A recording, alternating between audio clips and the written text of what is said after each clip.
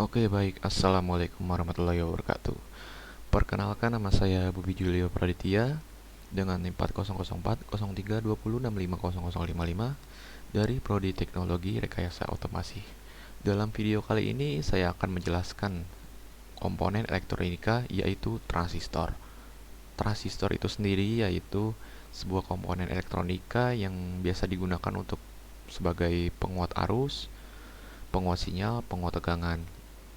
Nah, biasanya juga diterapkan dalam sebuah alat seperti power supply dan audio amplifier. Jenis transistor itu sendiri ada 4. Yang pertama transistor bipolar, transistor JFET, transistor MOSFET, dan transistor UJT. Kali ini saya akan membahas yang dasarnya saja, yaitu transistor bipolar. Transistor bipolar tersendiri itu terbagi menjadi dua, yaitu ada transistor NPN dan transistor PNP. Apa sih transistor NPN dan NPNP itu? Nah, NPN itu maksudnya adalah negatif, positif, dan negatif. Sedangkan PNP itu positif, negatif, positif. Nah, yang membedakan kedua transistor itu sendiri yaitu di tanda arah panahnya. Kalau NPN itu keluar, kalau PNP itu ke dalam. Cara gampangnya, untuk NPN itu kita lihat di sini positifnya 1, berarti tanda panahnya itu keluar. Kalau PNP positifnya 2, berarti tanda panahnya itu ke dalam.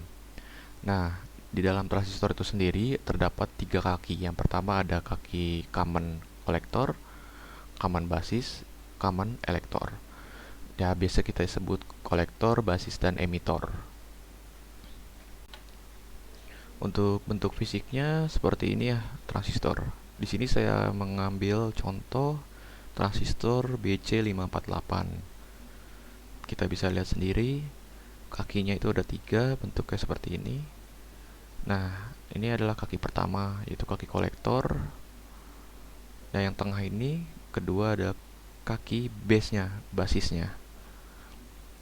Nah, yang ketiga ini, kaki ketiga itu ada kaki emitter.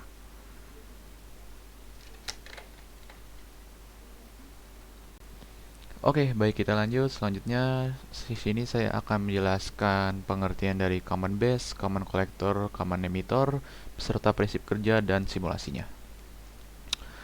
Untuk kali ini saya akan menjelaskan rangkaian penguat common base terlebih dahulu. Di sini sudah terlihat ya, sudah ada rangkaian penguat common base-nya. Sebelum masuk, di sini saya akan membahas apa itu common base. Common base itu adalah hubungan yang kaki basisnya itu di-ground-kan dan digunakan bersama untuk input maupun output. Nah, pada hubungan common base ini, sinyal input dimasukkan ke emitter dan sinyal output itu diambil dari kolektor. Common base ini biasa itu disebut dengan istilah grounded base ya. Nah, untuk rangkaian penguat common base ini itu bisa menghasilkan penguatan tegangan antara sinyal input dan sinyal output, namun tidak bisa menghasilkan penguatan pada arus. Jadi ya, rangkaian penguat common base ini jarang digunakan. Oke, baik, langsung saja kita simulasikan ya untuk osiloskopnya.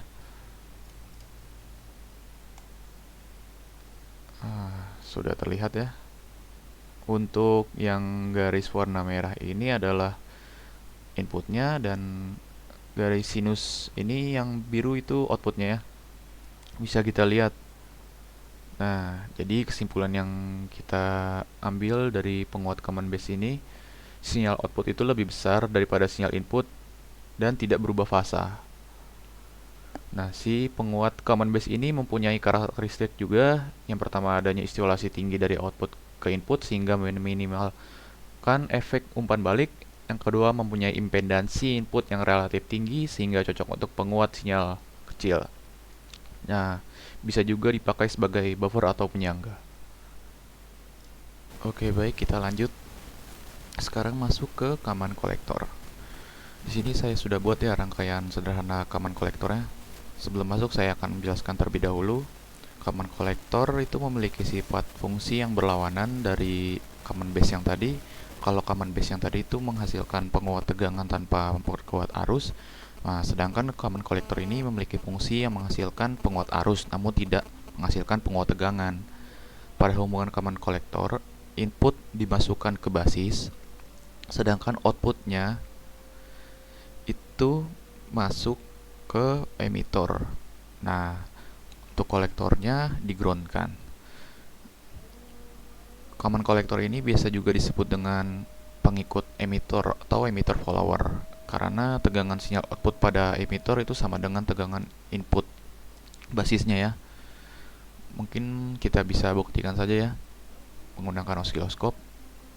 Kita play, kita lihat. Untuk yang merah ini tegangan inputnya, untuk yang kuning ini tegangan outputnya. Kita bisa lihat ya.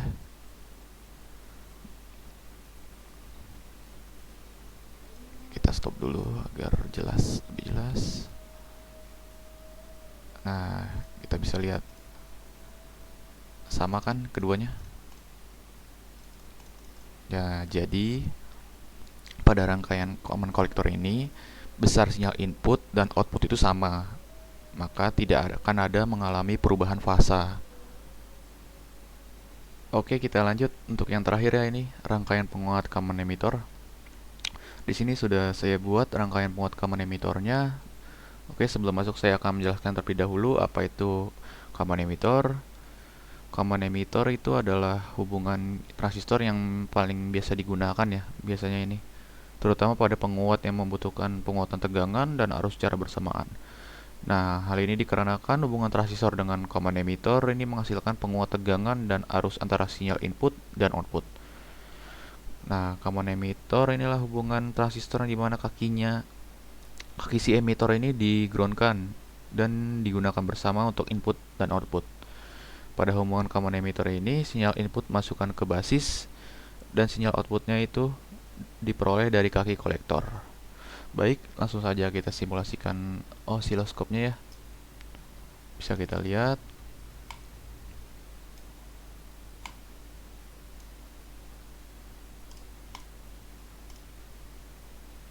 Kita stop. Nah, bisa kita lihat untuk inputnya ini yang channel A ini yang warna kuning, dan untuk outputnya channel B yang warna merah. Nah, jadi kesimpulan yang kita dapat dari rangkaian common emitter ini, penguat emitter di mana sinyal input itu lebih kecil daripada sinyal output. Jadi si outputnya itu lebih besar. Nah, dan berbalik fasa. Bisa kita lihat ketika si sinyal inputnya ini ke bawah, sinyal outputnya itu akan ke atas. Itu yang dinamakan berbalik fasa 180 derajat.